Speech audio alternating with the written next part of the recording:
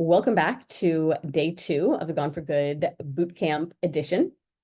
Today we're going to be talking about whose help you need, but I quickly want to sort of recap what we talked about yesterday and encourage you. I know most of you are going to be catching this replay, so thank you for making the time for that. For you, those of you guys who are here live, thanks for making the time to be here with me. It's nice to not just be talking to myself. Yesterday we talked about simplifying exercise and nutrition, and the fact that I think one of the reasons we find it so hard to be consistent is because we're trying to do too much. We're overwhelmed, we can't maintain it, and it all kind of comes crumbling down. So we talked about the 6 exercise and nutrition big rock habits that really give you the most bang for your buck.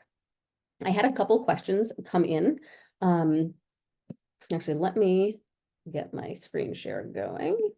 You would think I would have the system down by now, but I do not. So here we are. All right, slideshow. There it is. Okay. So I got ahead of myself, but here's what we covered yesterday. So I had a couple questions come in by email, so I want to cover those. If you haven't yet done day 1, I would listen to that replay first and then do this one so that you're getting everything in order and it makes more sense. So Denise, I wonder what your opinion is on counting macros. You talked about protein and fiber, but wondering about fats and carbs. In the MyFitnessPal app, you can set up your macros as well as calories. If you recommend setting macros, what would the breakdown be? Great question. And good feedback for if I do a training like this again, to sort of add that on. So we talked about the big rocks, your calories, your protein, your fiber. We also talked about pebbles and how those are like the less important sort of, less consequential things, but that you like. Once you have the big rocks squared away, you may want to focus on or pay attention to things like pebbles. Your carb and fat ratios or breakdown, or exactly how many of them you're eating per day, those are pebbles. So to answer your question, because I know in MyFitnessPal, if you guys are tracking, which I would recommend doing to sort of get a lay of the land, when you set your calories, you also have to set your macros. Otherwise, it has to equal 100% or the app can't function, right? So what you're going to find is that based on what we talked about yesterday, your protein is going to be 35-ish% of your total daily calories. Do not miss the forest for the trees here and be like, well, mine is 33%, but I can only do 5% increments in the app. Like, what do we do? You just chill, right? We're all about keeping it simple. So if you are in that position, you just pick a 5% increment, either one. I'd go with probably the higher one, and then be done with it, right?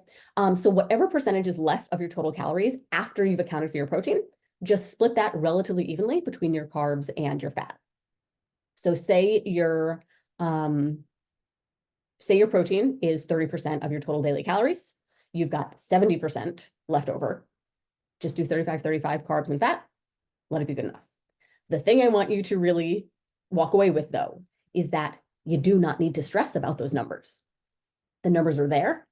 The app might tell you you're low in fat today or you're high in carbs today. It doesn't matter. We're focusing on calories, protein, fiber. Those are the big rocks. Once you have consistently been hitting those big rocks for a few months, then if you want to pay attention to your carbs and fat, be my guest. That's the sort of thing that you might benefit from experimenting with if you want to see, how do I perform if I eat higher carb? How do I feel if I eat higher fat? That sort of thing.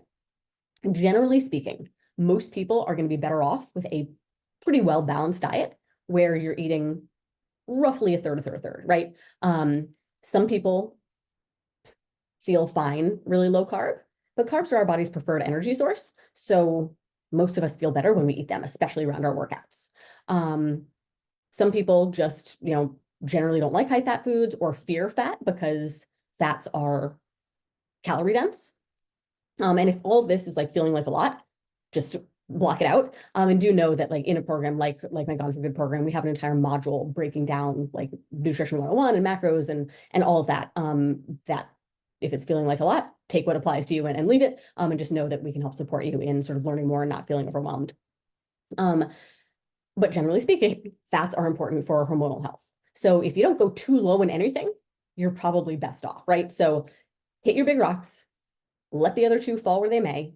If you notice that on a very consistent basis, you're barely getting any fat, or you're only eating enough carbs to get your fiber in, you'd probably feel better with some better balance. That's why I didn't mention them, is because they're pebbles.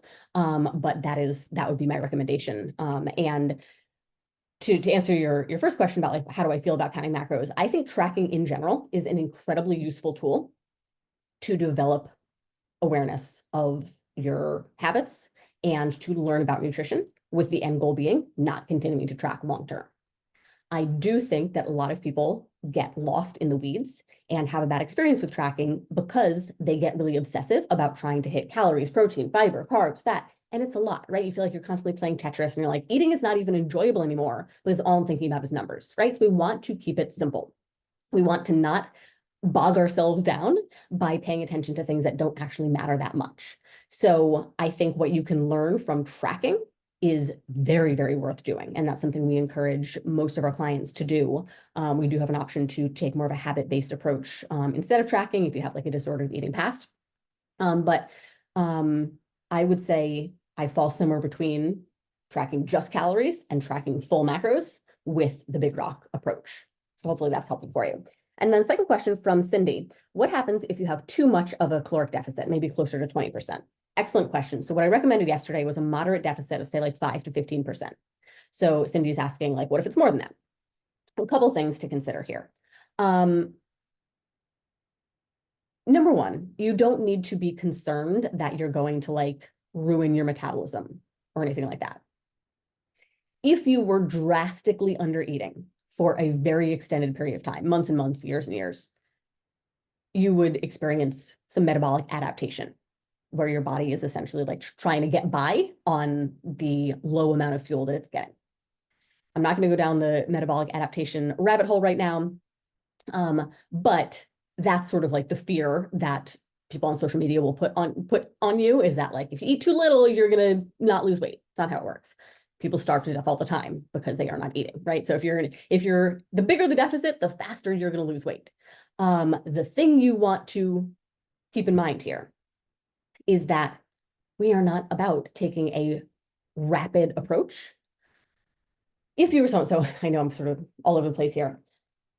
If you were someone who had the discipline, the desire, the reason to do a fast and intense cut period, where say you were doing like a bikini competition and you had 3 months to drop as much body fat as possible, you would be in a very steep deficit, 20, 25%.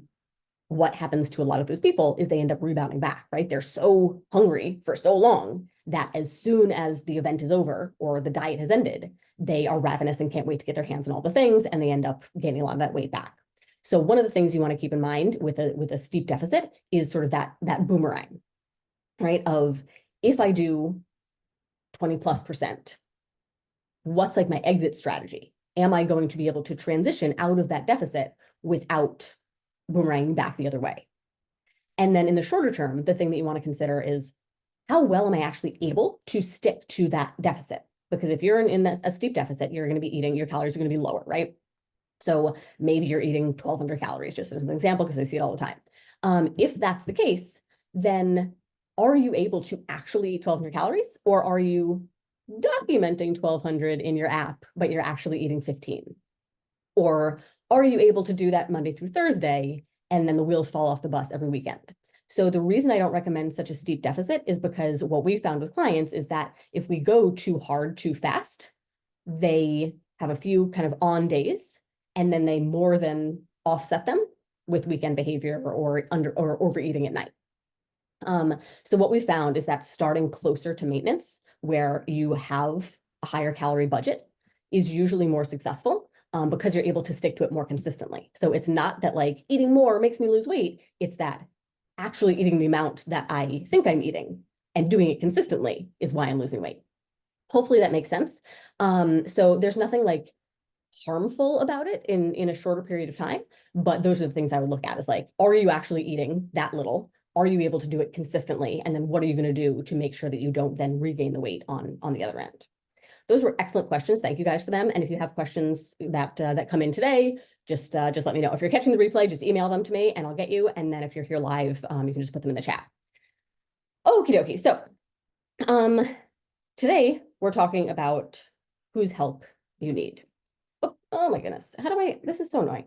Um, I am sure there's a button for it, but I have not yet figured out if I go too far in my slideshow, how I go back. Is like 101 stuff. Anyway, so I know you might be thinking that you don't need help or you shouldn't need help. You should be able to do it by yourself. And I very much get that. You can do it alone. But the thing I want you to think about is, are you? Have you? And what will be different this time if you try to go it alone again? I think, and I am someone, and I'll give you a couple examples of this. I'm someone who used to feel really differently about asking for help and have since come around to truly believe that asking for help is a sign of strength, not weakness. And I think when it comes to our health and our weight loss goals, it's like one of the areas that we feel the least comfortable reaching out and like putting up our hand and asking for help. But I want you to think about it the way you would asking a neighbor for a cup of sugar. I'm very new to living in a neighborhood where I like interact with the neighbors and people are friendly and things like that. And a few months ago, my neighbor down the street sent me a text and she was like, this is weird, I know, but like I'm making cornbread. I realize I'm an egg short. Like, do you have one I can have? And to tell you, I was like skipping down the street with joy to bring her this egg. I felt so I felt like we had like reached this new level in like our friendship that she felt comfortable asking me. Right? Imagine if she had worked herself into this tizzy of like, oh, this is all my fault. I should have counted my eggs before I started. Like, I can't possibly, I don't want anybody to know. Like, this is so embarrassing. I I don't want to ask anybody. Like, I'm just gonna send my husband to the store. Wait, if she had like made this big to-do out of it, she would have majorly inconvenienced herself. She would have set herself back time-wise. And all she had to do was shoot a text and an egg was delivered at her door with a smile. Right? So imagine if we treated asking for help in our health journeys the same way as asking for an egg. Like it truly does not need to be a thing that makes you feel uncomfortable or less than or anything negative. So what I want you to think about is, how has trying to do it alone held you back in the past? Did you have a weigh in on the scale where you didn't see the number that you wanted and it sent you into a tailspin and the whole thing just fell apart? Imagine what would have been different if you had had someone to talk to about that, to say like, I'm feeling really defeated, here's why. And somebody who helped remind you, here's all the other good stuff that happened. Or, hey, remember that you had a ton of salt and alcohol last night? Like maybe that's why. If someone had been there to be in your corner with you, how might that have helped you? And going forward, whose help do you need? I just saw something in the chat. Okay, Janice, I'm going to save that question for the end just because I already got myself going. So I'll definitely get to that in a second. Okay, so you might need help if you don't have a great existing support system, and most of us don't.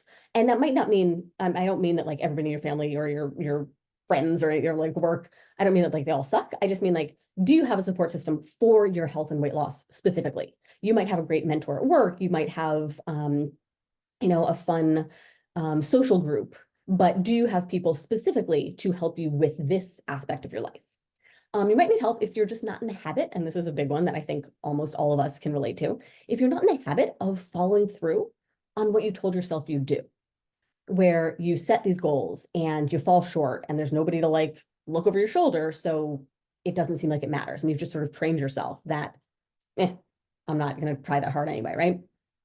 You might need help if you struggle without having some sort of external accountability or without having somewhere that you can turn and get guidance and ask questions. Or maybe things are already good, but you know that they could be better and you want to take things to the next level. If nothing changes, right? So having help can get you from good to great. When I first started this business 8 or 9 years ago, I took the very stubborn approach to, I should not need anyone's help. I'm smart, I'm educated, I'm resourceful. There's no reason I can't do this. And I was trying to do all the things. I was blogging, nobody was reading them. I didn't have a single client. I didn't know what I was doing. And I was constantly bitching to my husband about how hard I'm working and nothing is working. And he encouraged me for years to hire a business coach. And I just felt like I shouldn't need that. Eventually I did. And I could not believe I didn't do it sooner. The benefits of having the support that I needed were invaluable. So I want you to think about the people that you spend the most time with currently and what those people say about you.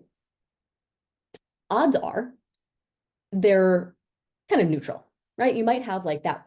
Maybe your sister is like really fit and active and is like, kind of the lifestyle you aspire to. So you've got like one, really solid person. And then maybe you've got a husband who like couldn't care less about exercising or changing his diet. So he's, sort of like the weight pulling you down and she's pulling you up. And then maybe you have, friends who are all sort of like in the same boat of like trying to lose weight, but not knowing how and trying these different, programs and pills and fads and MLMs and stuff like that. So odds are they're not like actively dragging you down. They're not saying like, you need to stay exactly how you are, right? But what's probably happening is that they're just not making it any easier for you to lose the weight or change in a positive way. They are just sort of like maintaining the status quo. It's like, sure, your friends want you to be happy and confident and all of that. And also, they're used to doing cocktails with you and having wine night, and they're used to bachelor nights and snacks and that sort of thing. So it can be tough for people to be supportive when your efforts to better yourself sort of shine a mirror back on them and show them where they're not doing the same. So I want you to think about those 5 people in your life and what they say about you. So, here's why having a support system and getting help makes a difference. Really, everything is better together. I love this graphic. I had to work really hard to still work it into the slides after I did some reworking, but it's too cute not to. It is easier. It is faster. It is more fun, and your results will last longer when you do not try to do it alone. I mentioned yesterday that I wrote a book, and last December, so December 2022, when I committed to that project, I immediately started looking for help. I don't know the first thing about writing a book, but other people do. Who do I need to learn from? I don't know the first thing about writing a book, but I know it's going to be arduous. I know it's going to be hard. I know there are going to be times that I want to quit. Who do I want around me to remind me to not give up? And I did a year-long mentorship program that came with guidance and support and education and community and all the things. And when I did my sales call for that program, the person asked me like, why do you feel like you need this? And I said, I don't feel like I need it. I know I am capable of doing this on my own, but these are the reasons why. I want it to feel easier. I want to get it over the finish line faster. I want to actually enjoy the process. And in the case of a book, I want it to be something that I'm proud of long term. And as far as weight loss goes, like I want, the reason you would want help with your weight loss is because you want results that last. So those are all reasons to develop a support network around yourself, to have an outlet for your emotions, to have a confidant, to have a partner, to have somebody who is helping you get across that finish line. So who do you actually need on your team? Like when I'm saying you need a support system, like what do I need? Am I talking about, just a coach? Am I talking about an accountability partner? Like, what do I mean? Here's what I mean. All right. So first of all, you need guidance, right? This is not what you went to school for. This is not what you enjoy doing, thinking, talking about, etc. You want qualified, experienced, trusted professionals that you can learn from. I am one of those people for you, as evidenced by the fact that you are here. And I probably should have done this yesterday, and I probably meant to somewhere in my notes and just totally overlooked it in excitement. I didn't give any sort of introduction to like who I am and why I'm qualified to be doing this. Most of you know me already, but some of you I know heard about this through friends. I've been coaching, health and weight loss coaching for the last 18 years. It'll be 18 years at the end of the month. I have a degree in exercise science. I started as a personal trainer when I was in college. I have multiple nutrition certifications. I've done internships. I'm a sports nutritionist. I have all sorts of letters after my name that most people don't care about. And I've helped thousands of clients just like you, do exactly this. So I am one of the people on your team. And I know a lot of you are obviously on this training. I know a lot of you are in my free Facebook group, listen to my podcast. We have a ton of content out there to help guide you. Some of you will become clients and you'll get so much guidance from myself and my whole team. And some of you are current clients who already know that. So we are part of your team. I want to just sort of caution you about the Wild West that is social media and remind you to be intentional about who you follow on social media. Because what ends up happening, especially this time of year, is you're getting bombarded with ads left and right, and you're wanting to, curate your feeds to support your goals. So you're looking for, hashtag inspo and like who's going to motivate me, and who else is losing weight and how are they doing it, and like what does this coach say? What does that coach say? All well intentioned. And this is exactly what I did when I was hiring a business coach. Is I started following, a whole bunch of different people, and it was like I'd look at my feed, and the first person is saying, I built my Instagram following to 100,000 in 4 months. Here's how. And somebody's saying TikTok is the platform that you need to be on if you want to grow. And then somebody else is saying a podcast is a must-have if you want to have a business that lasts, right? And next thing you know, I'm feeling like I need to be doing all these things. They're all the most important. And I'm just spreading myself way too thin. This is exactly what happens when you start just following anybody and everybody in a health and weight loss sense. That you're going to scroll through and you have somebody who's talking about bringing your food scale to a restaurant. You're going to have somebody who says any sort of food tracking is disorder. Definitely don't do that. You're going to have somebody talking about fasting, somebody about, Ozempic, somebody talking about going keto. And you're getting all of this different information, some more valid and relevant than others. And you end up just feeling like, oh, I don't know who's right here. I don't know who to listen to. You end up paralyzed into inaction. So no shame if that has happened to you. It has happened to me too. And you just got to start being more intentional with not just who you're following and like what their credentials are. There are some very, very big accounts out there run by absolute quacks who give, information that is not grounded in science and is refuted by like every reputable person out there. The size of a person's following is not reflective of their experience or their qualifications or the quality of the content they're putting out. But it's even if you're following all well-respected people, it's also just like the sheer volume of it. So it may be that you want to reduce the number of inputs that you're getting and just hone in on a couple of people who are going to be sort of like your guidance right now. That can change as you change and as you progress. If you're brand new to strength training, you're probably not following, powerlifting accounts, right? But as you become an intermediate and you no longer need like, this is how to do a deadlift, you're going to start looking for different information, right? Same thing like if you're new to food tracking. At first, you're like, how do I work this app? Somebody show me like, how do I change the name of like meal one to say breakfast? And then once you've tracked for a while, like that's no longer interesting to me. Now I'm ready for something new, right? So who you're getting your guidance from can change throughout your journey, but you want to make sure that you're aligning what you're receiving with what you actually need. Okay. Support. Who is there to talk you off the ledge, to build you up, to celebrate you? I know for most of us, it's nobody. Most of us either bottle it up, we vent to our spouses who either aren't fully listening or just don't get it, right?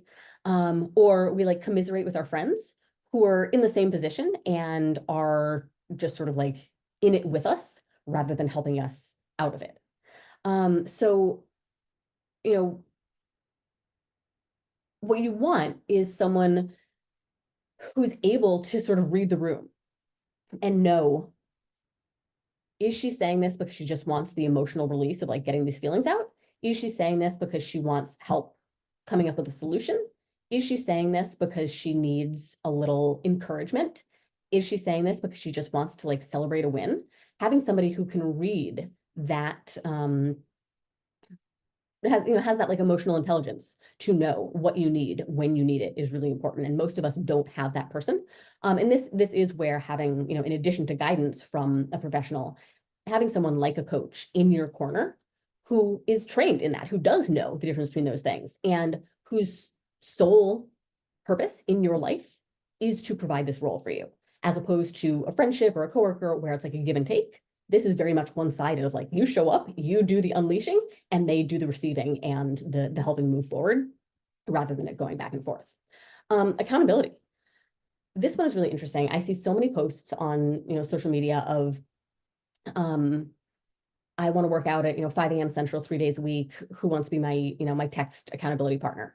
And that's not a bad idea. And I know there's been some, lifelong friendships that have developed that way. But I think what happens with accountability is we either end up going too close or too far with the accountability person. We either try to lean on our spouse and say like, hey, if you see me pouring a second glass of wine on a Tuesday night, like tell me not to. Or if you see me with the chips on the couch, like rip them out of my hand. Is that man going to do that? No, he is not. Because he does not want to rock the boat. He just wants like he just wants peace, right? And him telling you not to eat the chips is probably not peace. And then on the flip side of that, we have these accountability partners that like we've never met, we don't know in real life, we don't have any relationship with. So it's a lot easier for us to lie to them, ghost them, just tell them straight up like, I didn't want to, right? So for someone who, the person you want to give you accountability needs to sort of toe that line. You need to have a relationship with them, and you need to sort of want to show up for them, but you don't want them to be so close to you that you're going to resent them for doing their job, right? And then lastly, like, who do you want around you? What kind of community do you want to help normalize the behaviors that you're trying to adopt? So if you, made a resolution this year that you want to read more, probably one of the first things you do is look for a book club to join. Why? Because people who join book clubs like to read. And the people who are already in it probably already read consistently, and they talk about books. And it's normal for them to get in bed and read at night instead of get in bed and watch TV. So if that's what you're trying to create in your life, it makes sense that you surround yourself with people who already do that, and it's normal. So how does that apply to your health and weight loss? Who can you surround yourself with so that eating better, exercising more, making different lifestyle choices feels like the norm? And you're not like the one outlier of your friends who's trying to do this the right way. You are just one of many who embrace, I am a fit and healthy person, and this is what fit and healthy people do. Okay, so some things to think about when you are starting to develop your support system. And, keep in mind that I'm not expecting you to do this overnight. It is going to take time to build up this network around yourself, unless you sort of take the fast track and do a program like Gone for Good, where you get the guidance, you get the support, you get the accountability, you get the community all in one right away. But that's not to say you still wouldn't want to build on it, obviously. So when you're thinking about finding these people, think about, do I want something virtual or in person? And it doesn't need to be like 100% one or the other. You might find, I want a virtual coach because I like the idea of not needing to go to an appointment, but I want an in-person, running group because I know it'll get me out of the house on Saturday mornings to get my run in. So it can be a combination. You want to think about your scope of needs. Are you looking for somebody to, just write you a progressive strength training program because that's what you're trying to work on? Or are you looking for something sort of all-encompassing that oversees your exercise, your nutrition, the mindset work, the lifestyle work? Because you can sort of silo out, I have a personal trainer, or I'm going to go see a dietitian, or, this is my workout group. And then you can also get it sort of in an all-encompassing way, like in Gone for Good. You also want to think about the rapport and the relationship dynamic. So, like I was saying, you don't want to go too close to home, but you also don't want to be like total stranger. So do you have, if you were interested in coaching programs and you're doing a few different consults to find a good fit, that's why we do consults. I briefly kind of got away from them and was just allowing people to join our program without sort of vetting them first. And I much prefer getting to know you before we start working together, just to make sure that mutually we're a good fit. that you're going to be coachable, that you're the type of person that we work with. And we work really hard to pair our coaches with, or pair our clients with the coaches who are a good fit for them personality wise. So that makes a big difference. It's just feeling like, am I going to feel comfortable opening up to this person? So if it's somebody that you're like, oh, I like, I admire you so much, I can't possibly, if you like have a fit coworker and you're like, I really want, her to be my accountability partner, but you feel like so in awe of her that you won't be honest, like that's not going to work. Or if it's somebody that you just feel like, I don't want, this person to the judgy Judy from work, I don't want her to be my person because she's gonna, blab about all of my problems to the rest of the team, whatever. So the rapport and the relationship dynamic matters a lot in making sure that you get the most out of your support system. And then I touched on this with accountability, but reliability. Are the people that you are enlisting help from going to actually follow through and do what they said they would do? Hiring a professional ensures that will happen, as opposed to like an accountability person in a Facebook group or something like that. But making sure that you're gonna get what you think you're getting. So my best advice for starting to build the support system around yourself is to be direct and specific about what you need and what you don't want. No one can read your mind. I know we all think that our husbands can, and then we get into tiffs when they can't. Whomever you are dealing with, you need to communicate your needs. This could be, I've kind of bashed husbands, but your family and your friends, like they are part of your support system, but they will be the most supportive if you are very clear on what you want and don't want. So if you hate when your husband, pokes your tummy or brings home ice cream as a treat for you when you just told him you don't want to be eating the ice cream, like have that conversation. Don't just roll your eyes, don't get mad at him, but like have a conversation, set a boundary, and then uphold it. Same thing with your friends. If you don't want diet talk or body talk to be part of your, ongoing conversations with your friends, have that conversation. No one can read your mind. Same thing if you're working with a coach is, what do you need? How can they best support you? And when you are able to put yourself out there, or you are able to, call a local gym or drop into a local gym and say like, this is what I'm looking for. I really want community. Do you offer group classes, or how big are your classes? What's the demographic here? Ask the questions so that the people that you surround yourself with are the people that are giving you what you need and are supporting your goals and the person that you want to be. All right, so here are your action items for today. Think about and write down, who are the mentors that you currently have? So I'm on that list for you. Who else is on there? Who are the mentors that you currently want or need? And in what capacity are these people your mentors? So am I, listening to their podcasts, attending their trainings, that sort of things? Do I want them to become my coach? Or am I able to take their free information and actually apply it? If I don't currently have all of the guidance and mentorship that I want, how will I find those people? Like what's missing and where will I find them? And then same thing with communities, like who is already in my community, my support people? What do I need from them? And how am I going to ask that of them? And if I don't have those people, how am I going to find or create them? And like I said, if you want to just like fast track this and get all of this in one package, that's what we do in Gone for Good. So like I said, if you want to do a call with me and sort of feel it out and ask your questions and see what it's all about, I'll put that link in the chat, but it's estheravant.com/call. You guys on the replay can't see the chat. So estheravant.com/call. And just a reminder, like we talked about yesterday, the goal of today is not to just kind of like answer these questions and be like, okay, I did the homework, done. The actual work is to take the first step. So once you've answered these questions, like what will you actually do? What action will you take to help you find who you need, or to help you ask for what you need from whom you already have? So if you want to put that in the chat, you're welcome to. If you want to email me your list, or what you have, what you need, what you're asking, etc., I'm happy to receive those and to give you any feedback or anything. Okay, so with that, put your questions in the chat. If you are on the replay, just email them to me and I'll answer them tomorrow. And Janice, let me just pull up your question again. All right, so Janice's question is relating to day 1. How often should you use the calculator to readjust your calorie deficit as you're losing weight? Excellent question. So hopefully you've all watched day one. I shared with you the resource from my book portal. That's a calculator. So here's the thing. You really only need a calculator one time. All a calculator is doing is giving you an estimated starting point. The equation that my calculator uses, as well as others, it's not like, proprietary.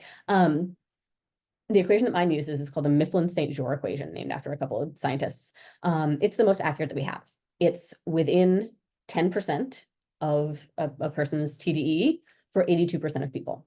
Still a margin of error, but pretty good. What that means is that for all people, all we're doing is saying, like, if you were the completely average, here's what the number would be. You are not completely average, nor are our bodies dynamic, nor are our bodies static and unchanging. Everything is always in flux. So all you need a calculator for is to give you a place to start. From there, the absolute best information at your fingertips is the personal data that you're collecting. So this is why I'm so adamant about, like, if you're going to track, do it to the best of your ability so that the data that you have is actually useful. So if you are tracking accurately, if you are looking at a variety of progress indicators, the scale, measurements, photos, your progress or lack thereof tells you everything you need to know. At no point do you need to go back to the calculator and say, I've lost 10 pounds. Now how much should I be eating? Because all that's doing is giving you an estimate for the average person. You are the individual and you've already been collecting data for yourself. So generally speaking, I've had clients lose up to almost 50 pounds without adjusting calories at all. It's not normal, but again, none of us are normal, right? So I would say, depending on the person, maybe at 15 to 20-ish pounds, maybe where you need to make a drop. The reason being, a smaller body requires less energy to keep functioning. So if you weigh 200 pounds, you need X number of calories, and now you weigh 150, you need fewer calories to move through life, right? It takes less energy to move a smaller body than it does a bigger body. Not fair, I know. As someone who is 5'2" and has a 6'2" husband, I know. So as you lose weight and as you've lost a pretty significant amount of weight, you likely will need to reduce calories in order to stay in a deficit, but you don't need to refer back to a calculator for that. What you'll probably find is that you do reach a plateau at some point. The first thing you want to do is tighten up your tracking. Most often, plateaus are caused by just getting complacent and not tracking as accurately, forgetting some stuff, etc. So first, you really want to make sure that you're tracking accurately. Second, you want to make sure that you're not just looking at the scale. The scale does not tell the whole story. You also want to be looking at your measurements and your photos to look at any positive changes that are happening. If you have no changes to any of those things, and you are tracking very accurately, and there's been no movement in any of those things for about a month, then you would make a small reduction to your calories, 50 to 100, depending on where your starting point is, and you would proceed from there. You don't really need the calculator again at all. So I would just use it once and then sort of forget about it. You can always refer back to it and just sort of see, but it's not really going to serve as much of a purpose beyond the first use. Excellent question. Okay, let me just see here.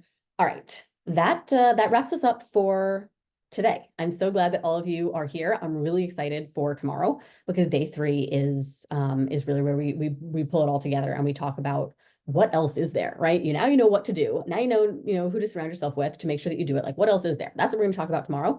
Tomorrow is the day that you don't know that you need, and you really do. Tomorrow is when we're talking about how to create the mindset and the lifestyle to support you being able to maintain your results and having the confidence to know that whatever life throws at you, you are going to be able to maintain your results without falling back into old habits or regaining the weight. It's where you stop getting kind of derailed by life stuff and have that rock solid confidence that this is just who I am and I can figure out anything that pops up in the future. So that's what we're going to cover tomorrow. Thank you guys so much for being here and for your time. Thank you for catching the replay, and I will see you all tomorrow.